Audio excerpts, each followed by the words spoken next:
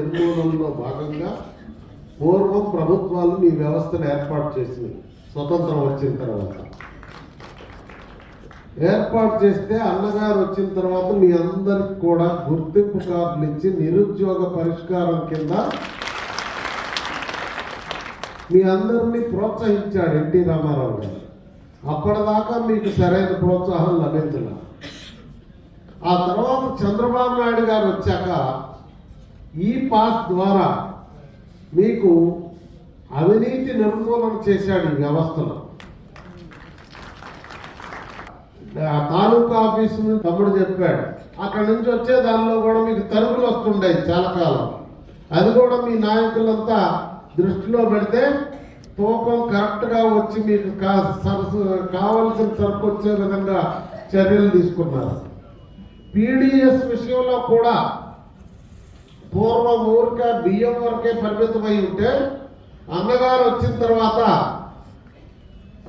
బియ్యంతో పాటు కందిపప్పు, గోధుమలు, అట్లానే జనతా వస్త్రాలు కూడా మీ ద్వారానే పంపిణీ చేసి ప్రజలకి అవకాశం కల్పించి మీకు కొంచెం ఆదాయం వచ్చే మార్గం చూపించాడు.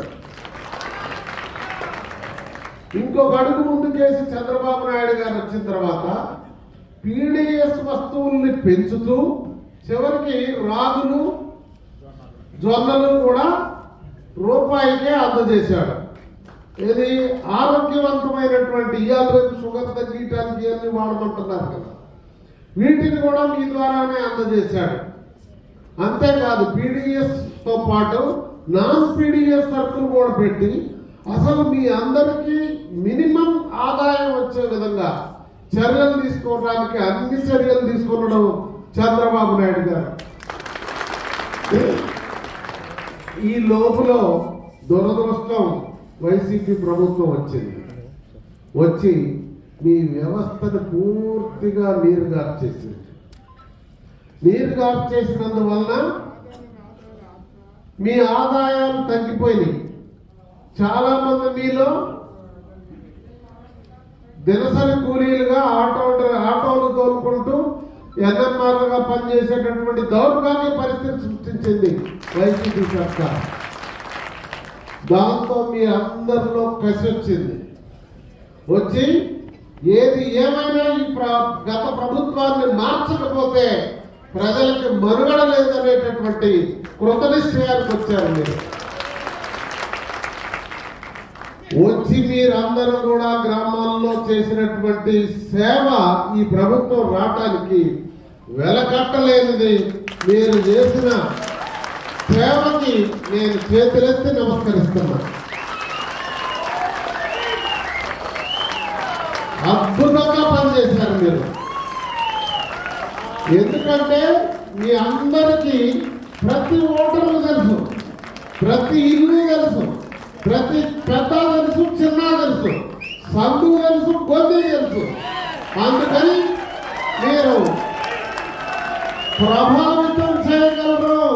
నెల నెలా వాళ్ళకి సేవలు చేయడం ద్వారా మీరు ప్రజల్ని, ఓటర్లని ప్రభావితం చేశారు. నేను నిరంతరం మీ నాయకుడు నీలా మాధవరావుతో, ఇతర నాయకులతో టచ్లో ఉండేవాడు. ఎప్పుడు ఫీల్డ్లో జరిగేటటువంటి ప్రజల నాడి కూడా మీ అందరి ద్వారా తెలుసుకొని నాకు మాధవరావు చెప్తుండేవాడు. సార్ ఫీల్డ్లో ఎట్లుంది అట్లుంది అని సమాచారం. ఎందుకు? మీరు ప్రతి గ్రామానికి విస్తరించున్నారు. 24 గంటల్లో ఆ ఊర్లో కట్టేదో ఎక్స్రే తీయమంటే తీస్తారు. తీసేసి మీ వాడికి చెప్తారు, కింద నుంచి పైకి వచ్చేస్తుంది. మీకంటే పెద్ద సర్వే ఆడుందా? సర్వే వాళ్ళకి పాఠం చెప్పి పంపాలి, కానీ వాడికి గ్రామంలో సందు గొంతు మనిషి వ్యవహారం వాళ్ళకేం తెలుసు. అందుకని నేను మీ వాడిని పట్టుకొని ఎలా నీకు అర్థంతో సమాచారం మనోళ్ళ దగ్గర నుంచి తెప్పించంటే నాకు తెప్పించి ఇచ్చేవాడు. చూసేవాడిని ఏ ప్రాంతంలో ఎట్టుంది, అక్కడ లోకల్ ఎమ్మెల్యే మీద ఎట్టుంది, మనోడి మీద ఎట్టుంది, ప్రభుత్వం మీద ఎట్టుంది, కథా కమేషంతో మాట్లాడేవాళ్ళం. ఆ విధంగా మీరు చేసినటువంటి సేవ నేను ఎప్పటికప్పుడు బాబు గారికి తెలియజేస్తూ వచ్చా. అందుకే బాబు గారు ఎన్నికల మేనిఫెస్టోలో మీ అందరికీ కోరిన విధంగా పెట్టాడు. వాటన్నిటిని కూడా చంద్రబాబు నాయుడు గారు మీ అందరి యొక్క పక్షపాతి. ఎందుకు ఈ మాట అంటున్నానంటే, గత ప్రభుత్వంలో మీరు చూశారుగా ఆయన ఎంత శ్రద్ధ తీసుకొని ఏం చేశాడు. చంద్రన్న బీమా ఇచ్చాడు, మీకు కూడా ఇచ్చి ఎవరన్నా చనిపోతే 5 లక్షలు బీమా వచ్చింది, వెంటనే మట్టి ఖర్చులు వచ్చినాయి. ఆ విధంగా మీకు చేయాల్సినటువంటి అన్ని సౌకర్యాలు చేశాడు. మరి ఇప్పుడు గత ప్రభుత్వం ఏం చేసింది? అన్ని కత్తెరేసింది, అంట కత్తెరేసింది. వాళ్ళకు కావాల్సిందేంటి? వాళ్ళ బతుకు వాళ్ళ చుట్టూ ఉన్నవాళ్ళు దోచుకుంటే చాలు. రాష్ట్రంలో ప్రజలందరూ పేదోళ్ళైనారు, వాళ్ళ ఆస్తులు పెరిగినాయి, వాళ్ళ పరిశ్రమలన్నీ లాభాల్లోకి వస్తాయి, మనందరం నష్టాల్లోకి పోతాం. ఏమిటి ధర్మం? ఏమిటి న్యాయం? అందుకే జూలు విధిలించారు, మీ ప్రతాపం చూపించారు. కనుక ఇదే అనుబంధం సంబంధం మనందరం కొనసాగిద్దాం కలకాలం.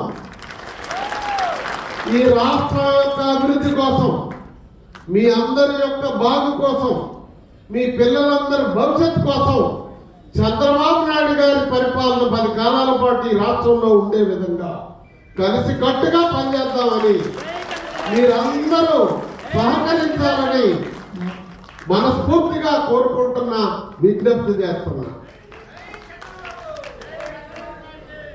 అలానే చంద్రబాబు నాయుడు గారు వచ్చిన తర్వాత మనకి ఏ విధమైన పరిపాలన ఇచ్చాడు మీరందరూ ఆలోచించండి.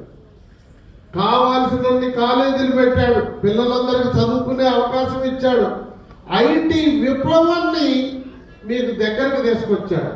ఎట్లా? ఎప్పుడైనా ప్రపంచ చరిత్రలో విప్లవం వచ్చినప్పుడల్లా ఆ ఫలితాలు పొందిన వాళ్ళు బాగుపడతారు, పైకి వస్తారు.